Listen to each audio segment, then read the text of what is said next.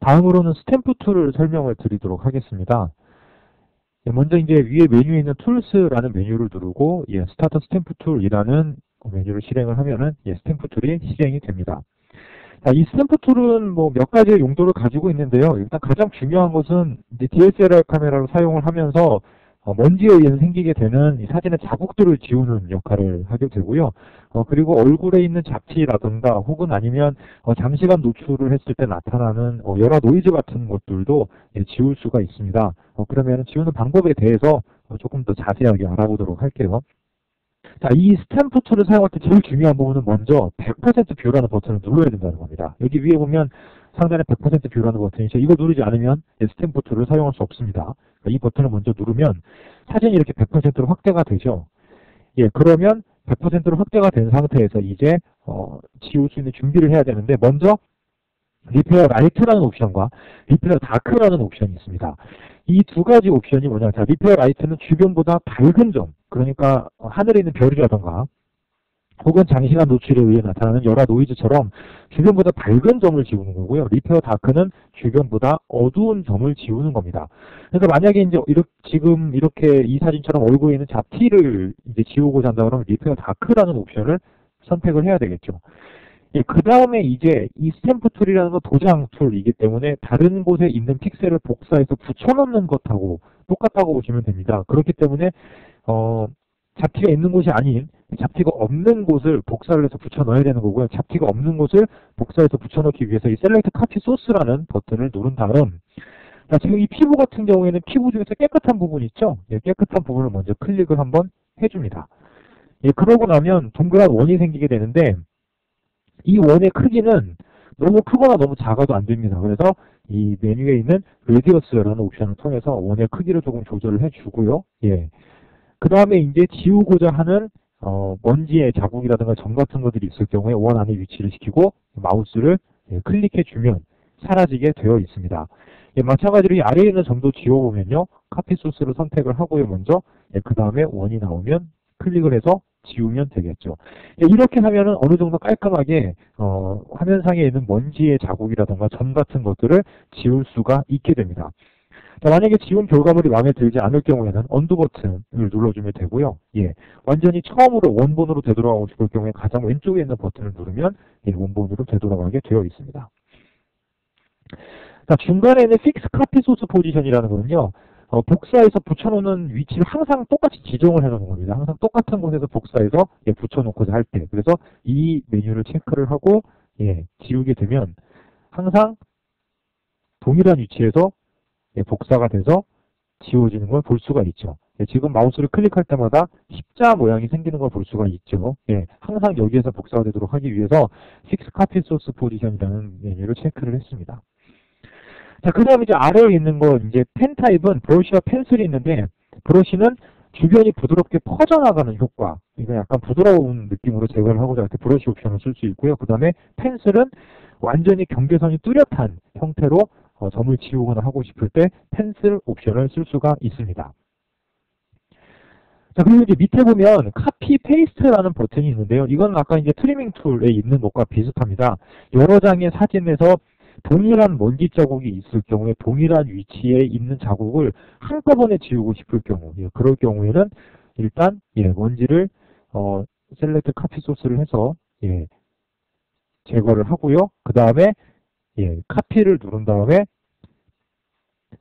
다른 사진을 선택을 하고 페이스트를 눌러주게 되면 역시 이제 다른 사진에서도 동일한 위치에 있는 먼지가 같이 지워지게 되어 있습니다. 이렇게 해서 이제 스탬프 툴 설명을 드렸는데 사실 이 스탬프 툴은 사진에는 먼지라던가 이런 것들을 지우기에는 적당하지만 얼굴에 있는 잡티는 뭐 이렇게 포토샵이나 이런 프로그램이 있는 것처럼 완벽하게 제거가 되지는 않습니다. 그러니까 얼굴에 있는 잡티를 가장 완벽하게 제거하고 싶다면 포토샵에서 힐링 브러쉬 같은 툴을 이용을 하시기 바라고요. 하지만 뭐 이 DPP에서도 이 정도 수준까지 제거가 되니까 이러한 기능들도 한번 사용해 보시길 바라겠습니다.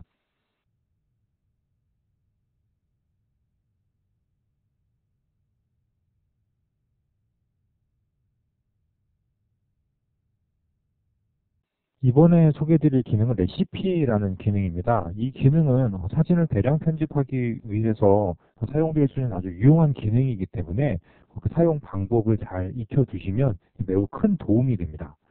레시피라는 거는 사전에서 찾아보면 이제 우리말로는 조리법 혹은 이제 요리법이라고 되어 있죠. 이 사진을 편집하는 것도 마치 요리하고 같아서 사진을 편집한 방법을 하나의 파일로 저장을 했다가 다른 사진에 동시에 적용하고자 할 때 이 레시피라는 것을 사용을 하게 됩니다. 자, 그러면 이제 직접 사용하는 방법을 알려드리도록 하겠습니다. 자, 지금 이제 사진을 편집을 좀 할 건데요. 중요한 것은 이 레시피라는 것은 툴 팔레트에서 편집한 기능들이 적용이 되는 겁니다. 자, 한번 볼까요? 자, 일단 먼저 브라이트니스 어드저스먼트를 조금 조절을 해보고요. 뭐 화이트 밸런스도 조금 그냥 바꿔볼까요? 예. 그리고 콘트라스트 조금 바꾸고, 예. 그리고 세츄레이션 등등을 변경을 합니다. 그 다음에 뭐 RGB 커브도 약간 좀 변경을 해볼게요. 그리고 예, NR 렌즈 A로 해서 오토라이팅 옵티마이저도 이제 스트롱으로 바꾸고요. 그 다음에 렌즈 어브레이션 코렉션에서 또 이제 주변 조도 보정 기능도 조금 수정을 하고요. 그 다음에 디스토션 옵션도 체크를 하고, 자, 이러한 식으로 보정을 다 마쳤습니다. 자, 이렇게 이제 보정을 마치게 되면 편집하는 과정이 이제 컴퓨터에 저장이 되게 되는데 이걸 하나의 파일로 저장할 수 있겠죠. 이제 위에 있는 에디트라는 메뉴를 누르게 되면 Save Recipe in File이라고 되어 있는 메뉴가 있습니다. 자, 이 메뉴를 선택을 하고요. 자, 이제 이 레시피를 컴퓨터에 저장을 좀 해보도록 하겠습니다. 예, Save 이제 저장을 하기 전에 먼저 이제 파일명을 변경을 해줘야 되는데 뭐 오늘 날짜를 입력을 해보죠. 2011년 여기 이제 2월 1일이라고 입력을 하고요. 예, 그 다음에 확인해보면 여기 밑에는 이제 레시피 파일 이래가지고 확장자가 VRD라는 파일로 저장이 된다는 걸 확인할 수 있습니다. 예, 그러면 세이브 버튼을 누를게요. 자, 일단 아무 변화도 없죠. 그래도 일단 레시피 파일은 저장이 된 겁니다. 자, 그 다음 사진을 닫고요. 자, 이제 여러 장의 사진을 선택을 좀 해볼게요.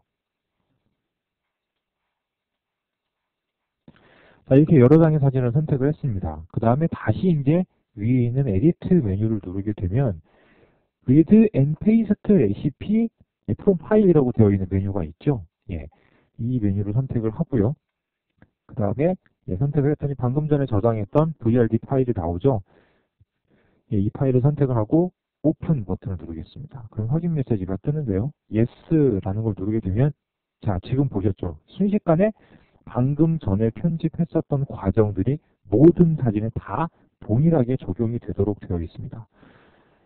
예, 만약요, 지금 폴더에 있는 모든 사진들, 미디엄 썸네일이라고 볼까요? 예, 여기 이제 사진들이 전부 다 있는데, 이 모든 사진들 한번 다 적용을 해볼까요? 그러면, 에디트에 가서 Select Raw Images Only라고 되어 있는 메뉴를 선택을 하고요. 그 다음에 다시 에디트를 눌러서 Read and Paste Recipe from File을 선택을 한 다음 레시피 파일을 선택을 하고 오픈을 누르게 되면 지금 폴더 안에 있는 모든 로 파일에 동일한 편집 과정이 적용이 되는 겁니다. 자, 그리고 여기에서 이제 전 강의에서 설명을 드렸는데 다시 이제 촬영 당시의 원본으로 되돌리려면 어떻게 하면 되죠? 어드저스트먼트에 가서 Revert to Shot Settings라고 되어 있는 메뉴를 선택을 하면 되겠죠. 자, 이런 식으로 레시피는 촬영을 한 사진을 편집을 할 때 그 편집 과정을 전부 다 저장을 해서 하나의 파일로 만들어 놓을 수가 있고요. 그거를 아주 뭐 수천 장의 사진하고 같이 동시에 빠르게 적용을 할 때 사용을 할 수 있는 매우 유용한 기능입니다. 지금처럼 다른 환경에서 서로 촬영된 사진을 적용을 하는 건 조금 무리가 있겠지만 동일한 환경에서 동일한 사진을 여러 장을 찍었을 경우, 뭐 프로페셔널들 같은 경우는 그런 경우가 많겠죠. 그런 경우에 이 레시피라는 기능을 사용을 하면 굉장히 편리하게 그리고 빠르게 여러 장의 사진을 동시에 편집할 수가 있습니다. 자, 이 레시피를 조금 더 편하게 사용할 수 있는 방법도 있는데요.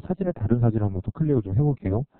자, 그 다음에 이제 사진을 또 이제 조금 편집을 이제 하죠. 편집을 하면 이 레시피를요, 클립보드, 그러니까 윈도우나 맥OS에 있는 이미지 저장소에 보관을 하는 것도 가능합니다. 예, 카피 레시피 투 클립보드라는 걸 선택을 하면 파일로 저장을 하지 않고요. 지금 윈도우의 임시 저장소에 레시피가 저장이 되어 있는 상태고요. 예, 이 상태에서 셀렉트 all을 하고요. 그 다음에 페이스트 레시피 to selected image라는 옵션을 선택을 하게 되면 윈도우의 임시 저장소에 있었던 레시피가 적용이 되는 거죠. 이런 식으로. 이렇게 레시피를 사용할 수 있는 방법은 두 가지가 있습니다. 파일로 저장을 해서 사용하는 방법과 그 다음에 클립보드에 복사를 했다가 바로 적용을 하는 방법이 있거든요. 이런 식으로 해서 여러분들이 대량의 사진을 아주 손쉽게 편집할 수 있다라는 사실을 아시고 이 레시피의 기능을 잘 활용을 해보시기를 바라겠습니다. 자, 그런데 어쨌든 이 레시피를 사용할 때 주의를 해야 될 점은 툴 팔레트, 즉 RAW, RGB, NRLens, ALO 탭을 이용해서 편집된 데이터만을 포함을 하게 되고요. 그렇기 때문에 트리밍을 한다거나 아니면 스탬프 툴을 이용해서 먼지 제거를 했다거나 이러한 것들은 레시피 데이터에 포함이 되지 않습니다. 그리고 이제 이 로우 툴 팔레트로 조정한 레시피 같은 경우에는 로우 이미지에 저장이 되고요.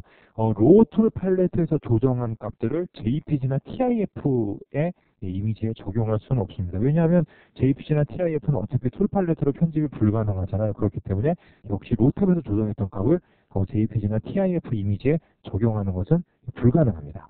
예, 그러면은 이 정도로 레시피에 대한 설명은 마치도록 하겠습니다. 이번 시간에도 굉장히 많은 테크닉들을 배우셨는데요. 이것으로 디지털 포토 프로페셔널 강좌 세 번째 시간을 마치고요. 다음 시간에 마저 남은 기능들에 대해서 자세하게 또 공부를 해보도록 하겠습니다. 지금까지 강의 들어주셔서 대단히 감사합니다. 안녕히 계세요.